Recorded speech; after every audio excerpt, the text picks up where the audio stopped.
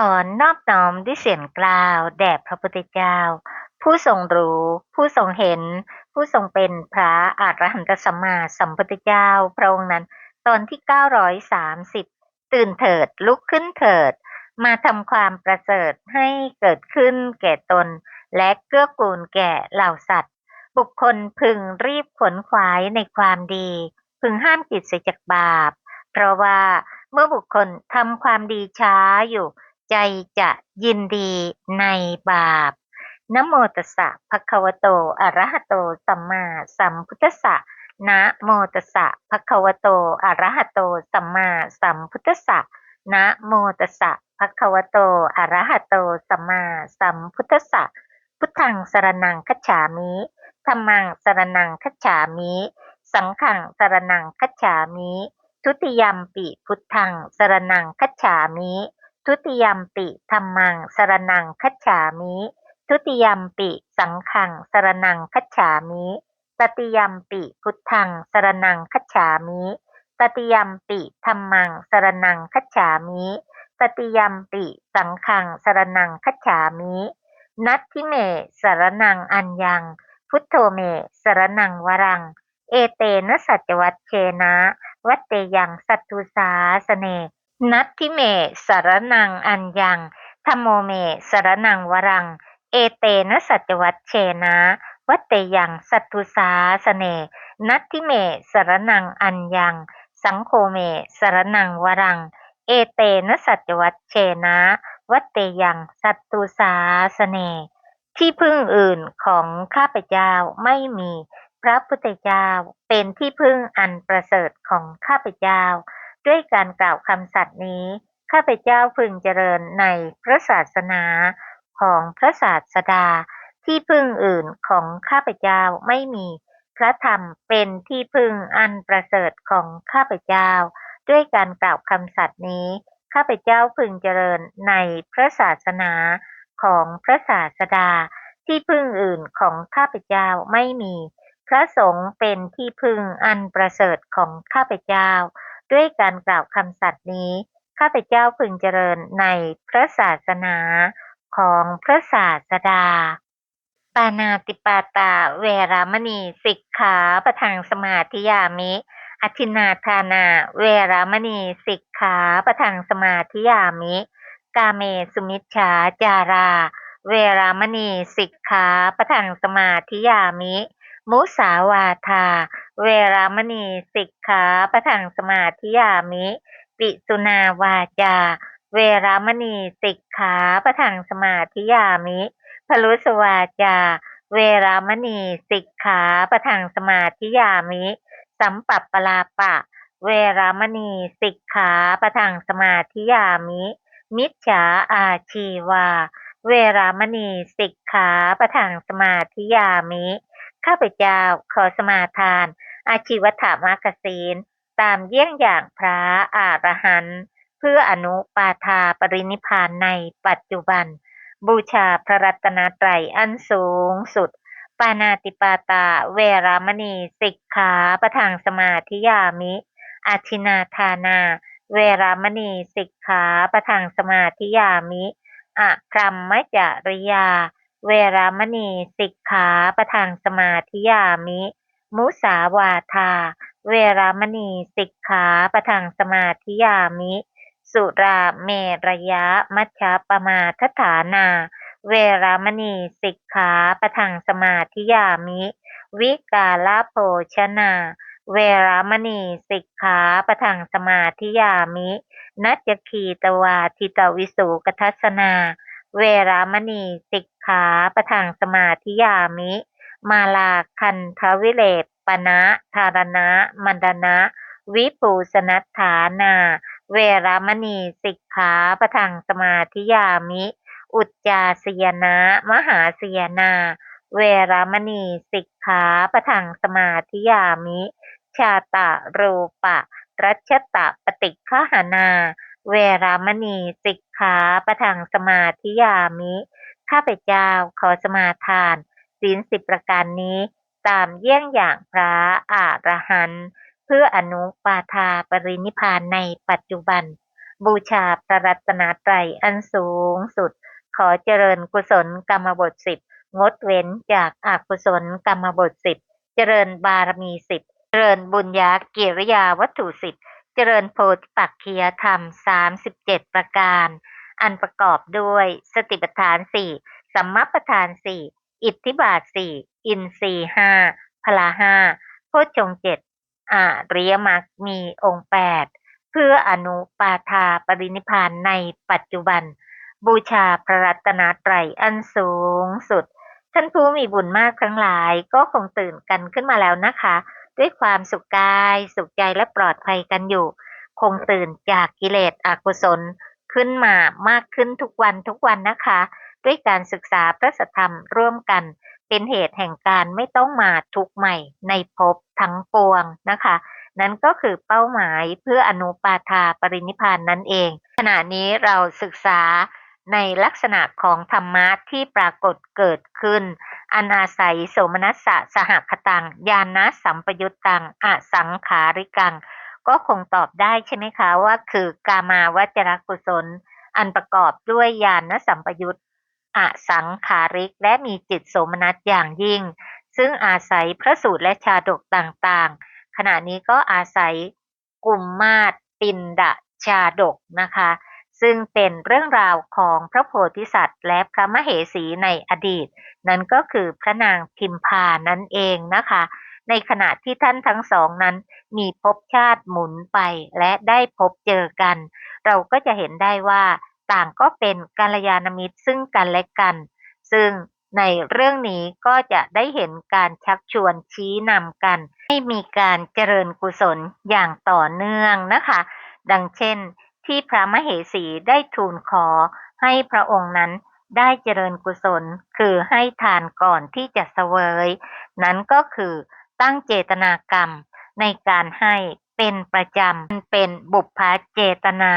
และเมื่อถึงวาระของการให้ทานก็มีจิตโสมนัสยินดีเพราะท่านทั้งสองนั้นสามารถระลึกถึงกุศลที่ตนได้กระทำในการก่อน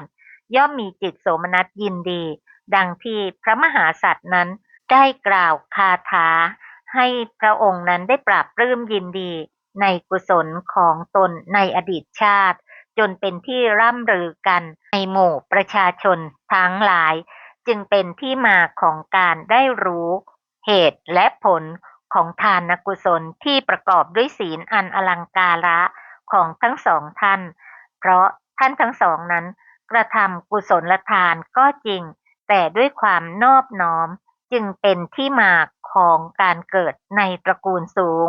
และมีกุศลศีลรองรับอย่างประณีตงดงามทั้งสองท่านจึงเป็นผู้มีความงดงามทั้งรูปพรรณสันฐานนะคะและมีปัญญาอันยิ่งยวดต่างก็เกื้อกูลต่อกันนะคะในการให้ทานก่อนที่จะเสวยดังที่พระมเหสีได้ทูลว่าข้าแต่พระองค์ผู้ทรงเป็นอธิบดีในเพราะกุศลธรรมขอพระองค์จงทรงพระราชทานก่อนจึงเสวยขอพระองค์อย่าทรงประมาททรงหมุนล้อคือพระธรรมเถิดข้าแต่มหาราชผู้ทรงเป็นอธิบดีในเพราะกุศลธรรมขอพระองค์อย่าได้ทรงดำรงอยู่ในอธรรมโปรดรักษาทศพิธราชธรรมไว้เถิดเราจะเห็นได้ชัดนะคะในกุศลว่าบุคคลผู้มีศีลและทิฏฐิเสมอกันนั้นจึงได้มีโอกาสมาสมาคมร่วมกันในภพชาติต่างๆฉะนั้นตัวอย่างเหล่านี้จึงเป็นเรื่องที่ทำให้เราเห็นได้ชัดยิ่งขึ้นว่าต่างก็เป็นกัลยาณมิตรซึ่งกันและกันไม่ใช่ว่าภพชาติเดียวเท่านั้นหลากหลายภพชาติมากเหลือเกินเพราะศีลและทิฏฐิของท่านทั้งสองนั้นมีคุณสมบัติเสมอกันนั่นเองค่ะจึงมีโอกาสได้เกิดและได้พบเจอกันเพื่อเจริญกุศลร่วมกันค่ะได้เห็นชัดนะคะว่าทั้งสองพระองค์ก่อนชาตินี้ได้กระทำทานกุศลในทักขินัยยบุคคลอันเลิศและที่สำคัญคือต่างก็มีกุศลศีลอันประณีตงดงามมีจิตเลื่อมใส สำรวมทั้งกายวาจาใจประกอบด้วยการถวายภัตตาหาร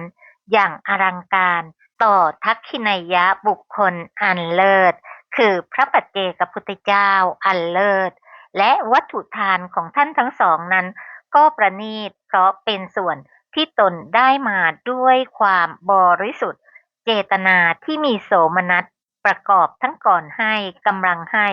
เป็นไปในสามการอย่างประณีตงดงามอย่างยิ่งค่ะ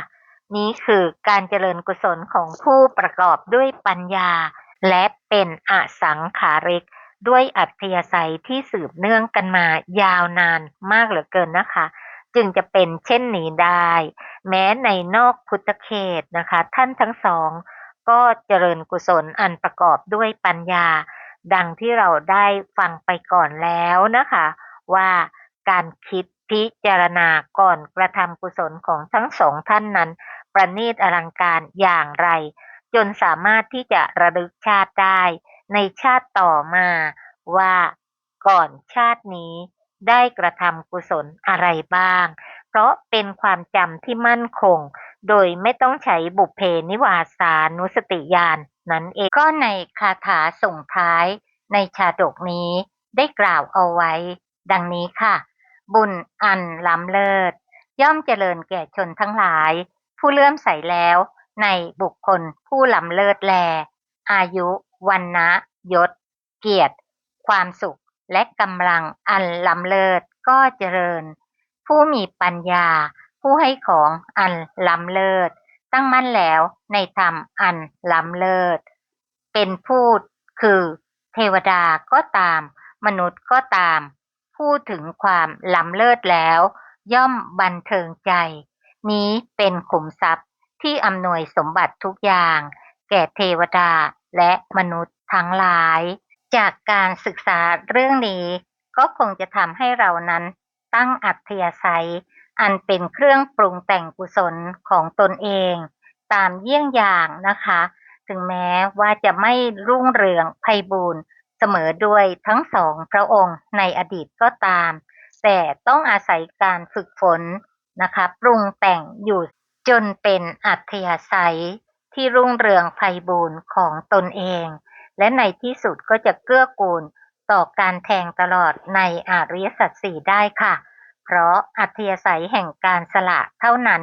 จึงเป็นอัธยาศัยที่ประณีตสละอะไรก็สละราคะโทสะและโมหะดังที่เรากล่าวบ่อยๆสละราคะในวัตถุทานสละโทสะในปฏิฆาหกและสละโมหะในการที่จะไม่รู้ไม่เข้าใจว่าทานนั้นมีผลแต่ทำให้รู้ชัดยิ่งขึ้นว่าทานนั้นย่อมมีผลมากมีอานิสงส์มากตามสิ่งที่เราได้ศึกษาและพิจารณากันมาอย่างต่อเนื่องนั้นเองนะคะในการอยู่ร่วมกันไม่ว่าจะเป็นเรื่องของญาติพี่น้องบุตรภรรยาและสามีบุคคลเหล่านั้นก็ต้องการความสุขและสิ่งที่จะนำมาซึ่งความสุขความเจริญไพบูรย์ได้นั้นก็ต้องมีเมตตากรุณาต่อกัน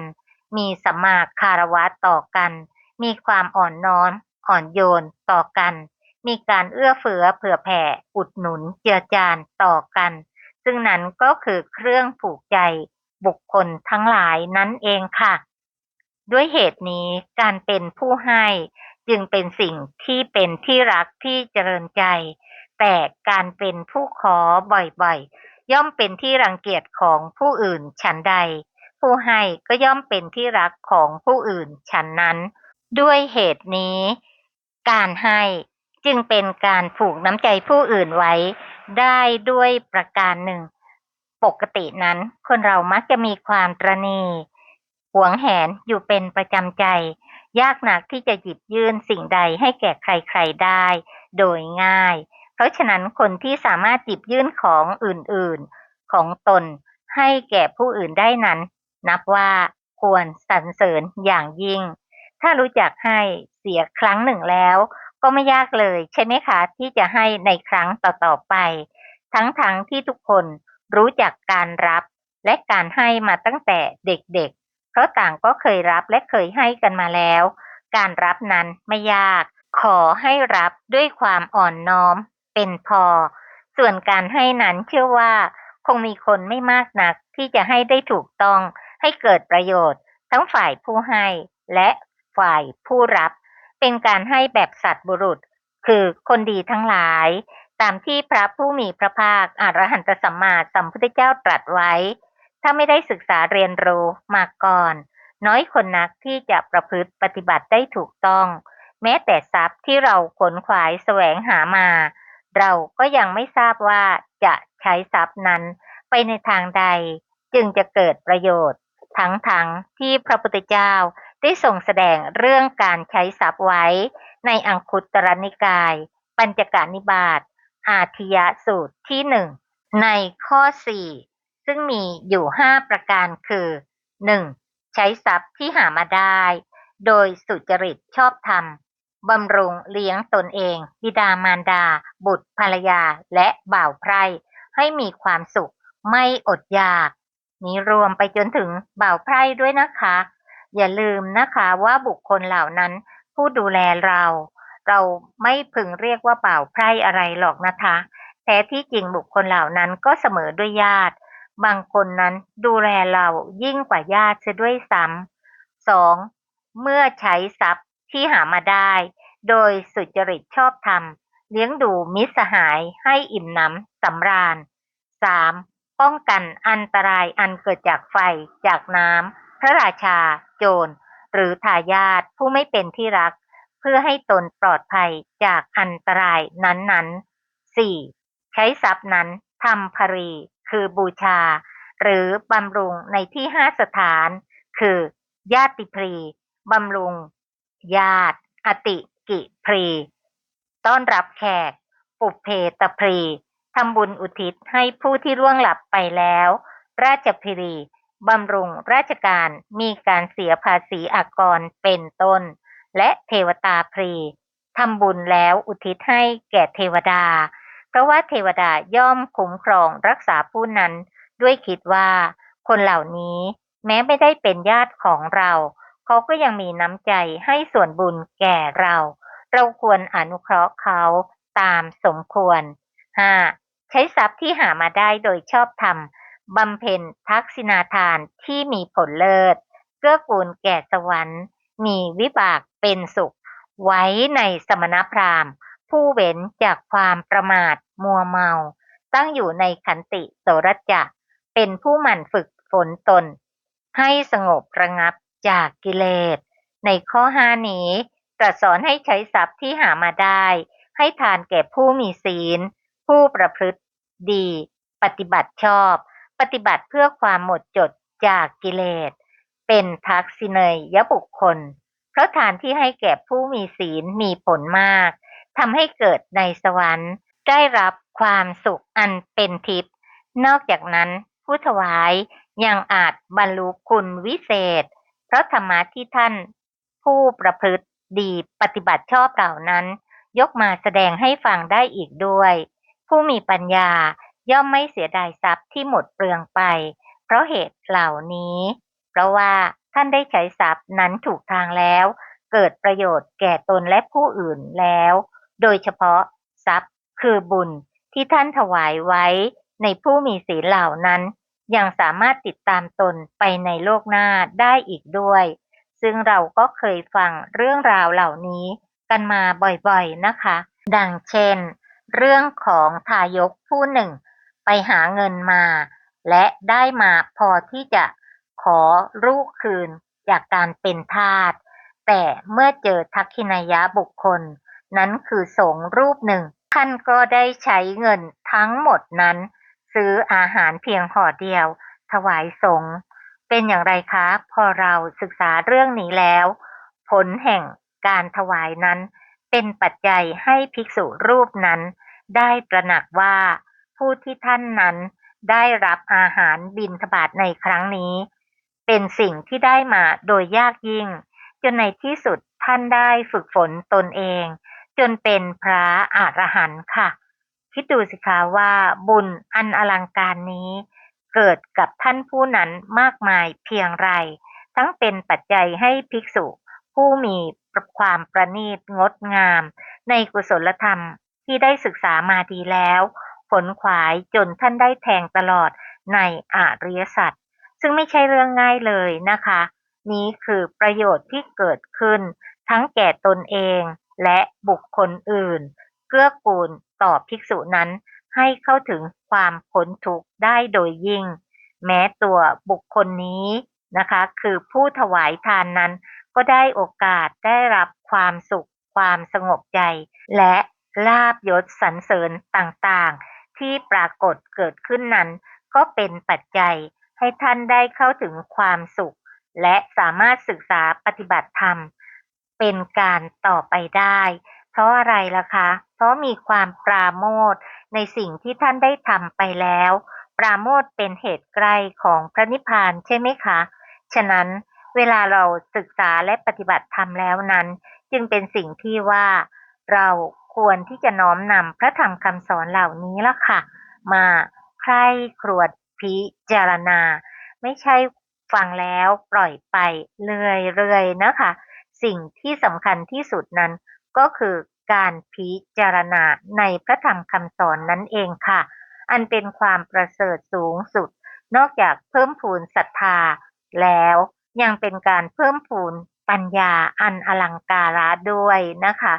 ซึ่งเราทั้งหลายนั้นก็คงขนขวายเพื่อปัญญาให้เข้าถึงฝั่งในมรรคปัญญากันนะคะในกลุ่มที่ศึกษาและปฏิบัติตามพระธรรมคำสอนนั้นจึงมีการตั้งเป้าหมายไว้อย่างชัดเจนเพื่ออนุปาทาปรินิพพานไม่ว่าจะศึกษามากน้อยเพียงไรเราก็ขนขวายที่จะตั้งเป้าหมายชัดเจนไว้อย่างต่อเนื่องและเป็นปัจจัยเพื่อปรุงแต่งกุศลให้มีกำลังเพื่อก้าวออกจากวัฏทุกข์ให้ได้นะคะเราทั้งหลายนั้นจึงเมื่อศึกษาแล้วก็ใส่ใจกันนะคะอย่าได้ท้อใจว่าเราศึกษาน้อยศึกษามากแต่ในสิ่งที่เราศึกษานั้นล่ะขนขวายมาพิจารณาใคร่ครวญไม่ว่าจะเป็นกุศลทานกุศลศีลค่ะหากเราทำได้อย่างนี้บ่อยๆพิจารณาบ่อยๆและน้อมไปในพุทธคุณว่าสิ่งที่เราศึกษานั้นต้องอาศัยบารมี30ทัศที่พระองค์ต้องสละทั้งเลือดเนื้อชีวิตทรัพย์ภายนอกกว่าจะมาเป็นคำสอนที่เรานั้นได้มีโอกาสศึกษาร่วมกันค่ะด้วยการศึกษาและปฏิบัติธรรมเพื่ออนุปาทาปรินิพพานในปัจจุบันด้วยสัจจะวาจานี้หม่อมฉันทั้งหลายเชื่อมั่นว่าจะเป็นปัจจัยในการแทงตลอดในอริยสัจสี่โดยง่ายโดยพลันในการปัจจุบันขอน้อมมหากุศลและอุทิศบุญทั้งสิ้นแด่สรรพสัตว์ทั้ง31ภพภูมิขอทุกท่านจงมีจิตโสมนัสยินดีอนุโมทนาในมหากุศลทั้งสิ้นเพื่ออนุปาทาปรินิพพานโดยง่ายโดยพลันโดยทั่วกันทุกตนทุกท่านค่ะกราบอนุโมทนาในมหากุศลของทุกท่านด้วยความเคารพอย่างสูงกราบสาธุสาธุสาธุเจ้าค่ะค่ะ